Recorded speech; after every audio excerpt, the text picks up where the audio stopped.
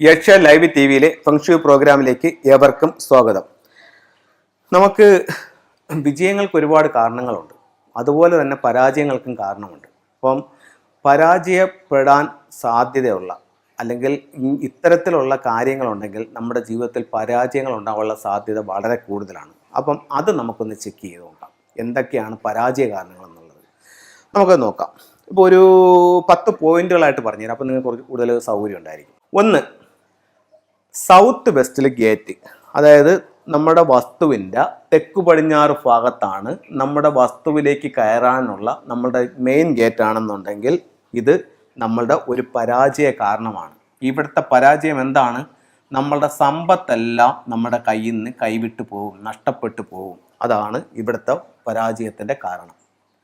Okay, അത് കഴിഞ്ഞിട്ട് നമ്മുടെ വീടിൻ്റെ കന്നിമൂല ഭാഗത്ത് മെയിൻ ഡോർ ഉണ്ടെങ്കിൽ ഈ വസ്തുവിൽ സംഭവിച്ച അതേ പ്രശ്നം ഈ വീട്ടിലും സംഭവിക്കും, നമ്മുടെ സമ്പത്തെല്ലാം നഷ്ടപ്പെട്ടു പോകും. അതായത് വടക്ക് കിഴക്ക് ഭാഗത്തു നിന്ന് ഒരു കാന്തിക ഊർജം വീട്ടിലേക്ക് കടന്ന് തെക്ക് പടിഞ്ഞാറ് ഭാഗത്ത് സ്റ്റോർ ചെയ്യുന്നതെന്നാണ് വാസ്തുവിൽ പറയുന്നത്. അപ്പം ആ തെക്ക് പടിഞ്ഞാറത്തെ സ്റ്റോറിങ് നടക്കൂല, അവിടെ ഒരു ഓപ്പണിംഗ് വരുമ്പോൾ സമ്പത്തെല്ലാം കൈവിട്ടു പോകും. അടുത്തത് വടക്ക് കിഴക്ക് ഭാഗത്ത് സെപ്റ്റി ടാങ്ക്. അപ്പോൾ വടക്ക് കിഴക്ക് ഭാഗം എന്ന് പറയുന്നത് നോർത്ത് ഈസ്റ്റ്, അതെവിടെയാണ്? വീടിൻ്റെ ഈശാന കോണാണ്. അപ്പോൾ ഈശാന കോണിൽ യാതൊരു കാരണവശാലും സെപ്റ്റി ടാങ്ക് പാടില്ല. സെപ്റ്റി ടാങ്ക് അവിടെ ഉണ്ടെങ്കിൽ പലതരത്തിലുള്ള ദുഃഖങ്ങളും ദുരിതങ്ങളും നമ്മുടെ ജീവിതത്തിലേക്ക് വന്നുകൊണ്ടേയിരിക്കും. അപ്പോൾ അതും അവിടെ പാടില്ല. അടുത്ത 4ാമത്തെ പോയിന്റ്, തെക്കു പടിഞ്ഞാറ് ഭാഗത്ത് കാർ പോർച്ച്. തെക്കു പടിഞ്ഞാറ് ഭാഗത്ത് ഇപ്പം നമുക്ക് വീടിൻ്റെ വാതില് തെക്കു പടിഞ്ഞാറല്ല, വീടിൻ്റെ ഗേറ്റും തെക്കു പടിഞ്ഞാറല്ല, പക്ഷേ തെക്കു പടിഞ്ഞാറ് ഭാഗത്ത് നമുക്ക് കാർ പോർച്ച് നിൽക്കുന്നു. അങ്ങനെയാണെങ്കിൽ എന്താ സംഭവിക്കുന്നത്? തെക്കു പടിഞ്ഞാറ് ഭാഗം അടഞ്ഞു നിൽക്കണമെന്നല്ലേ പറയുന്നത്, അവിടെ സൈലൻ്റ് ആക്കി നിർത്തണം, അടഞ്ഞു നിൽക്കണമെന്നാണ് പറയുന്നത്. അപ്പോൾ കാർ പോർച്ച് അവിടെ വരാമെങ്കിൽ വരവ് പോക്കൾ എപ്പോഴും ആ ഭാഗത്തുനിന്നുണ്ടാവും. അപ്പം നമ്മുടെ വീട്ടിൽ സമ്പത്ത് നിൽക്കാതെ പോകും. അപ്പോൾ അങ്ങനൊരു ദോഷവും തെക്കു പടിഞ്ഞാറത്ത് കാർ പോർച്ച് മൂലം ഉണ്ടാകാം. അപ്പോൾ ആൾക്കാർ ചോദിക്കുന്ന ഒരു ചോദ്യം, എൻ്റെ വീടുമായിട്ട് ചേർന്നിട്ടല്ല, എൻ്റെ വസ്തുവിൻ്റെ തെക്ക് പടിഞ്ഞാറാണ് നിൽക്കുന്നത് എങ്കിൽ കുഴപ്പമുണ്ടോയെന്ന്. രണ്ടും ഇതേ ഫലം തന്നെ ഉണ്ടാക്കും. വസ്തുവിലാണെങ്കിൽ കുറച്ചും, വീട്ടിലാണെങ്കിൽ കുറച്ചും കൂടെ ദോഷം ഉണ്ടാകും. എന്താണ്? തെക്ക് പടിഞ്ഞാറ് ഓപ്പണായി കിടക്കും കൂടി ചെയ്യും. ഓക്കെ, അടുത്തത് വടക്ക് കിഴക്ക് ഭാഗത്ത് നമുക്ക് ടോയ്ലറ്റ്, സെപ്റ്റി ടാങ്ക് ഉണ്ടാക്കുന്ന അതുപോലുള്ള പ്രശ്നങ്ങൾ വടക്ക് കിഴക്ക് ഭാഗത്ത് ടോയ്ലറ്റ് വന്നാലും ഉണ്ടാവും. വിദ്യാഭ്യാസത്തേക്ക് അത് കാര്യമായ രീതിയിൽ ബാധിക്കും. വീടിനൊരു അഭിവൃദ്ധി ഇല്ലാത്ത അവസ്ഥ ഈ ടോയ്ലറ്റ് ഉണ്ടാക്കും. അടുത്തത് തെക്ക് കിഴക്ക് ഭാഗത്ത് കിണർ. അപ്പം ഇപ്പം ഇന്നലെ ഒരു ലേഡി എന്നെ വിളിച്ചിട്ട് അവർ പറഞ്ഞു, ഇതാണെങ്കിൽ സാറേ എൻ്റെ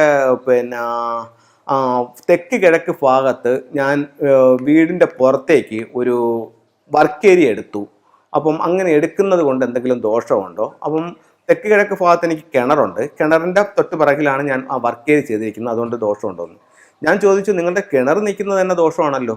അല്ല, അത് 2ാം സ്ഥാനം അതാണെന്ന് പറഞ്ഞു. ഞാൻ ചോദിച്ചു, ആര് പറഞ്ഞു 2ാം സ്ഥാനം അവിടെയാണെന്നുള്ളത്? ആ ഭാഗത്ത് കിണറിന് സ്ഥാനമില്ല. തെക്ക് കിഴക്ക് ഭാഗത്ത് അഗ്നികോണാണ്. അവിടെ കിണർ വന്നു കഴിഞ്ഞാൽ വീട്ടിൽ കടബാധ്യതയും സ്ത്രീകൾക്ക് ദുഃഖങ്ങളും ദുരിതങ്ങളും അതുണ്ടാക്കും. അപ്പോൾ തെക്ക് കിഴക്ക് ഭാഗത്ത് കിണർ പാടില്ല. ചിലരങ്ങനെ ചെയ്യുന്നുണ്ട്, പക്ഷേ വാസ്തുപ്രകാരം അത് തെറ്റാണ്. എങ്കിൽ പിന്നെ കിണറിന് എവിടെയാണ് സ്ഥാനം? അടുത്ത ചോദ്യം, കിണറിൻ്റെ സ്ഥാനം ഏറ്റവും നല്ലത് വടക്ക് കിഴക്ക് ഭാഗത്ത്, അല്ലെങ്കിൽ വടക്ക് ഭാഗത്ത്, അല്ലെങ്കിൽ കിഴക്ക് ഭാഗത്ത്. ഇതെല്ലാം ഉച്ചത്തിൽ കയറി നിൽക്കണം. ഇത്രയും ഭാഗത്താണ് കിണറിൻ്റെ സ്ഥാനം. ബാക്കി എവിടെ വന്നാലും വാസ്തുപ്രകാരം നല്ലതല്ല.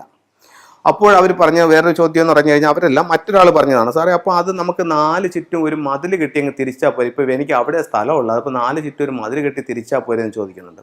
അപ്പോൾ അങ്ങനെ തിരിച്ചത് കൊണ്ട് അതിൻ്റെ ദോഷം പൂർണ്ണമായും മാറണമെന്നില്ല. എപ്പോഴും നമ്മൾ പുതുതായിട്ട് ചെയ്യുമ്പോൾ നമുക്ക് ഉച്ചമായിട്ടുള്ള സ്ഥലങ്ങളായ വടക്ക് കിഴക്ക് എന്നീ ഭാഗങ്ങളിൽ തന്നെ കിണർ ചെയ്യാനായിട്ട് ശ്രമിക്കുക. പിന്നെ ചില വീടുകളിൽ നമ്മൾ കൺസൾട്ടിങ്ങിന് പോകുമ്പോഴത്തേക്ക് അപ്പോൾ അവർ കിണറിൻ്റെ സ്ഥാനങ്ങളെല്ലാം കാണിച്ചു തന്നിട്ട് പിന്നെ ഇങ്ങനെ സംസാരിച്ച് വരുമ്പോഴത്തേക്ക് പറയും, അത് ഇന്ന സ്ഥലത്തൊരു ബോർവെൽ ഉണ്ടായിരുന്നു, അത് ബോർവെല്ലല്ലേ, കിണറല്ലല്ലേ, കുഴപ്പമില്ലല്ലേ എന്ന് പറയും. അങ്ങനെയല്ല, നമ്മളുടെ കിണർ നമുക്ക് എന്തൊക്കെ സൗഭാഗ്യങ്ങൾ തരുന്നോ അതേ സൗഭാഗ്യങ്ങൾ ഉത്തമമായിട്ടുള്ള സ്ഥലത്താണെങ്കിൽ ബോർവെല്ലും തരും.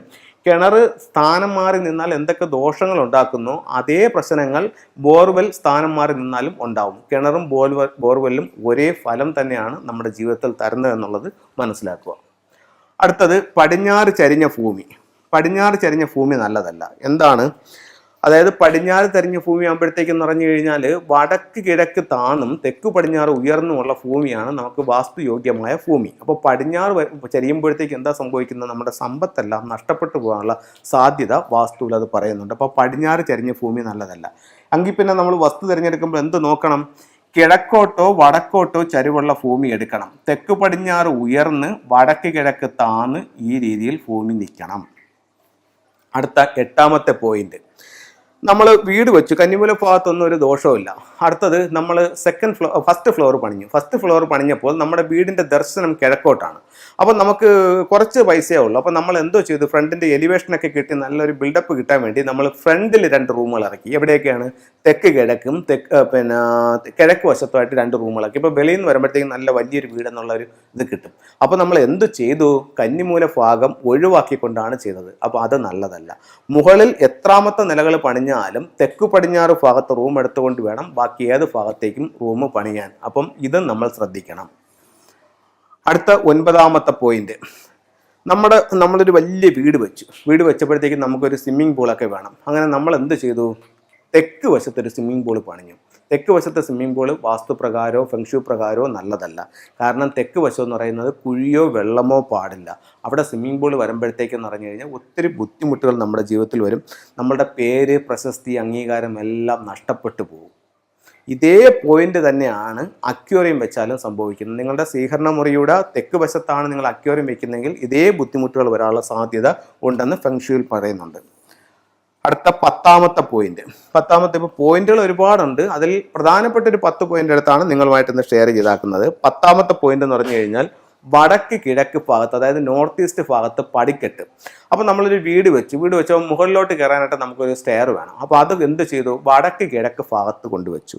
അപ്പോൾ വടക്ക് കിഴക്ക് ഭാഗം വാസ്തുപുരുഷൻ്റെ ശിരസ് വരുന്ന സ്ഥലമാണ്. അവിടെ വെയിറ്റോ അല്ലെങ്കിൽ പടിക്കെട്ടുകളോ അവിടെ വരാൻ പാടില്ല. അപ്പോൾ ആ ഭാഗത്ത് ഒരു കാരണവശാലും സ്റ്റെയർ വരുന്നത് വാസ്തുപ്രകാരം നല്ലതല്ല. അപ്പോൾ ഇത്രയും കാര്യങ്ങളെങ്കിലും മിനിമം നിങ്ങളൊന്ന് ശ്രദ്ധിക്കുന്നത് നല്ലതായിരിക്കും. അപ്പം നിങ്ങൾ ഓരോരുത്തരും നിങ്ങളുടെ വീട്ടിൽ ചെക്ക് ചെയ്ത് നോക്കൂ. ഈ പറഞ്ഞ ഭാഗങ്ങളിൽ എവിടെയെങ്കിലും എന്തെങ്കിലും ബുദ്ധിമുട്ടുകളുണ്ടോ? ഉണ്ടെങ്കിൽ ഈ പറഞ്ഞതുപോലുള്ള ബുദ്ധിമുട്ടുകൾ നിങ്ങളുടെ ജീവിതത്തിലുണ്ടോ? ഉണ്ടെങ്കിൽ നിങ്ങൾ ഉറപ്പായും ഒരു ഫെങ്ഷി കൺസൾട്ടനെ കാണിച്ചുകൊണ്ട് നിങ്ങളുടെ വീടിൻ്റെ വാസ്തു കറക്റ്റ് ചെയ്യൂ. ജീവിതത്തിൽ ഒരുപാട് നേട്ടങ്ങൾ ഉണ്ടാക്കാൻ അത് നിങ്ങളെ സഹായിക്കുന്നതാണ്. നമുക്ക് ചില ഫെങ്ഷി ടൂളുകളിലേക്ക് പോകാം. ഇപ്പോൾ പലരും പറയുന്നുണ്ട്, സാറേ എനിക്കൊരു വലിയ ആഗ്രഹം എന്ന് പറഞ്ഞു കഴിഞ്ഞാൽ എൻ്റെ മോൾക്ക് 26 വയസ്സായി, ഇതുവരെ അവളുടെ വിവാഹം നടന്നില്ല. അപ്പോൾ അവളുടെ വിവാഹം നടന്ന് കാണുമെന്ന് എനിക്കൊരു വലിയ ആഗ്രഹമുണ്ട്. എന്തെങ്കിലും ഒരു ടൂള് പറഞ്ഞുതരോ അല്ലെങ്കിൽ ഒരു ടിപ്സ് പറഞ്ഞുതരോ സാറേ എന്ന് ചോദിക്കുന്നുണ്ട്.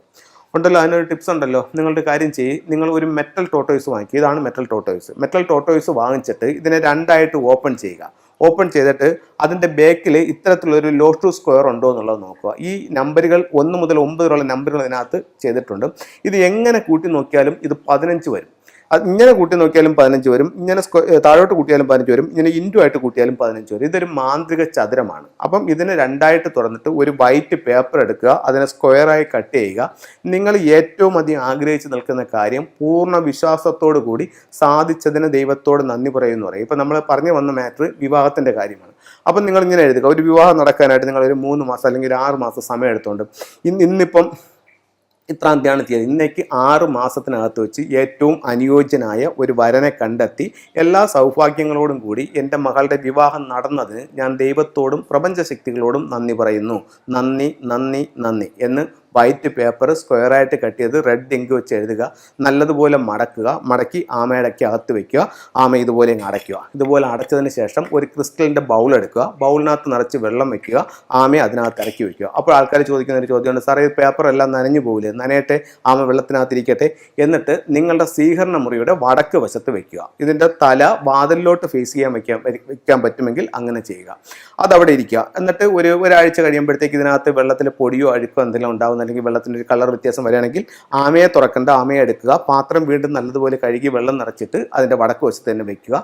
ഈ ആഗ്രഹം എത്രയും പെട്ടെന്ന് സാധിച്ചു കഴിഞ്ഞതിന് ശേഷം ഈ ആമയെ ഒഴുക്കി കളയുക.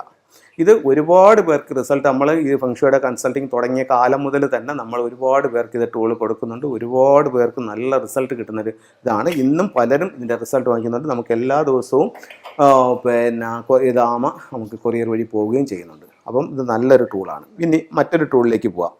ഇപ്പം ഒരു വീടിൻ്റെ നെടുന്തൂൺ അല്ലെങ്കിൽ ഒരു വീടിൻ്റെ അഭിവൃദ്ധിക്ക് കാരണം എന്ന് പറയുന്നത് ആരാണ്? അവിടുത്തെ ഗൃഹനാഥനാണ്. അപ്പോൾ നമ്മുടെ ഫുങ്ഷോ പ്രകാരം പറയുകയാണെങ്കിൽ വീടിൻ്റെ ഓരോ ദിക്കുകളും ഓരോ വ്യക്തികളെ സൂചിപ്പിക്കുന്നു, ഓരോ സൗഭാഗ്യങ്ങളെ സൂചിപ്പിക്കുന്നു, നമ്മുടെ ശരീരത്തിൻ്റെ ഓരോ ഭാഗങ്ങളെ സൂചിപ്പിക്കുന്നു.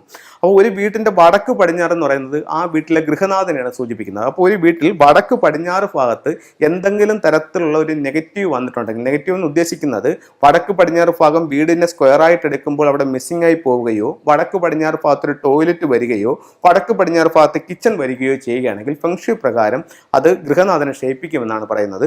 അപ്പോൾ അങ്ങനെ ഉണ്ടെന്നുണ്ടെങ്കിൽ അതിന് പല റെമഡികളുണ്ട്. അത് എൻഹാൻസ് ചെയ്യാനുള്ള റെമഡി ഇന്ന് നിങ്ങളുമായിട്ട് ഷെയർ ചെയ്യാം. ഇത്തരത്തിലുള്ള ഒരു 6 റോഡ് വിൻഡ് ചയം വടക്ക് പടിഞ്ഞാറ് ഭാഗത്ത് നിങ്ങൾക്ക് ഹാങ് ചെയ്യാവുന്നതാണ്.